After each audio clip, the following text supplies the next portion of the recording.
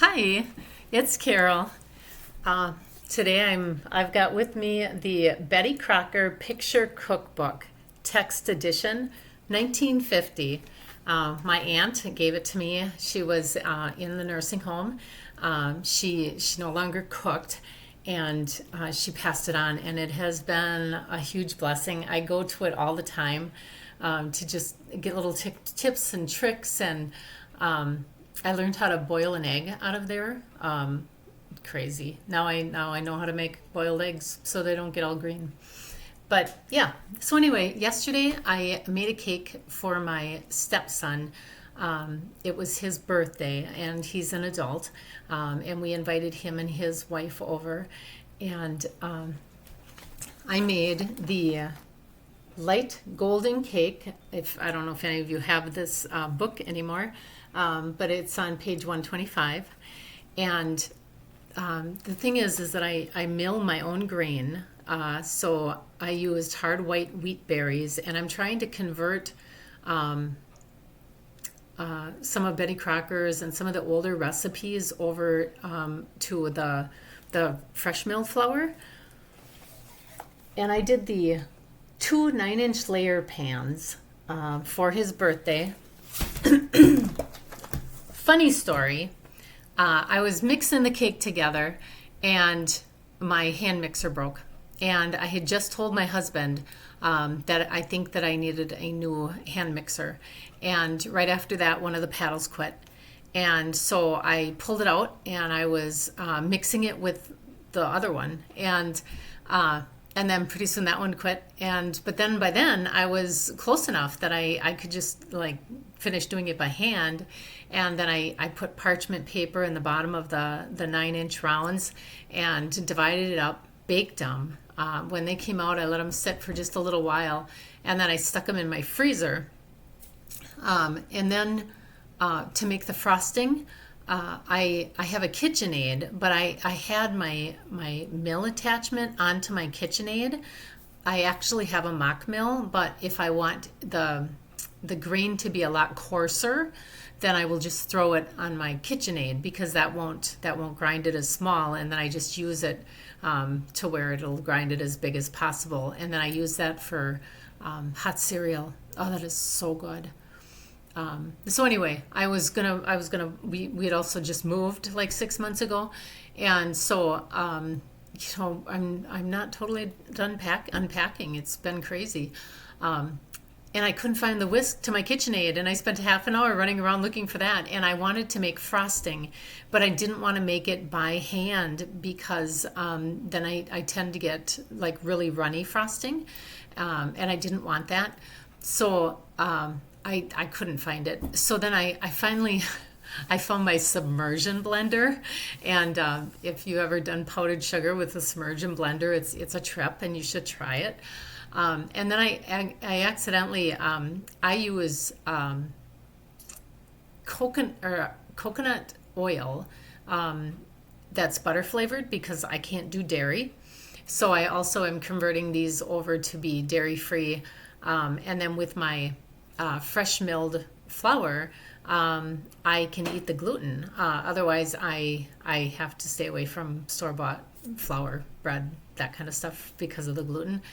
So anyway, so I couldn't find the whisk for my KitchenAid, was going to use that submersion blender, and I dumped accidentally, because the coconut oil was really hard. So then I like had to try to get it out of there, and then a whole bunch fell in, and I'm like, well, who cares, right? I'm going to just do it, right?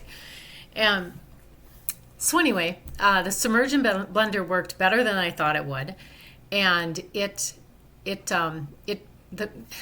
the frosting was so smooth. I would never do that again if I could absolutely help it, because it actually took a lot of time, and I think I was probably really hard on it.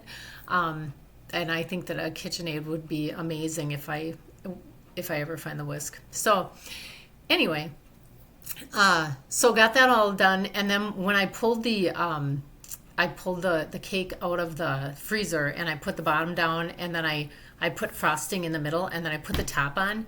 and then I was putting the frosting on the top. And coconut oil, when you put it on something cold, it starts becoming cold again. And it actually had a really cool effect from this, because as I was spreading it out, it took on this like glossy kind of a sheen to it. And I actually have the cake. But it got really smooth. Like it's just so smooth. And I was really happy with the way that it turned out. It's not very tall, and I was hoping for the white wheat berries to make this cake tall. And you know what? I think it looks better than the cake that I made when I had just used the soft white. This probably looks drier than it is. It's froze solid. And I purposely put it in the freezer because I'm going to take this to my mom's tomorrow, and I want it to be, as fresh as possible when I pull it out and take it over there. Nice thing about freshly milled flour is it fills you up so much faster. So when we were growing up, a piece of cake was a piece of cake. Like, that was like a sheet, like a 9 by 13 pan had about,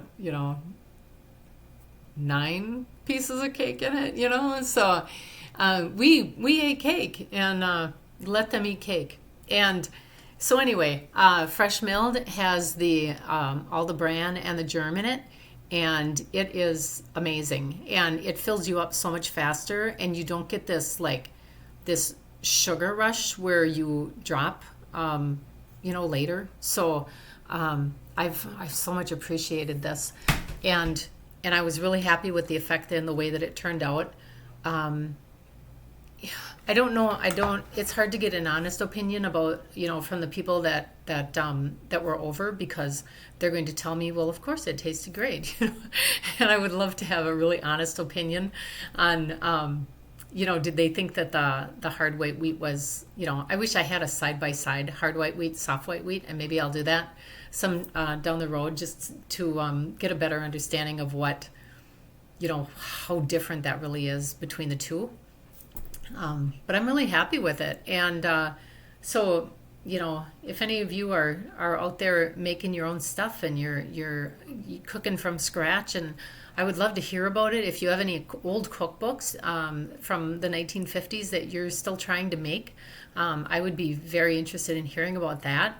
I'm always trying to find, I'm dairy free, I am gluten free, except for the fresh milled.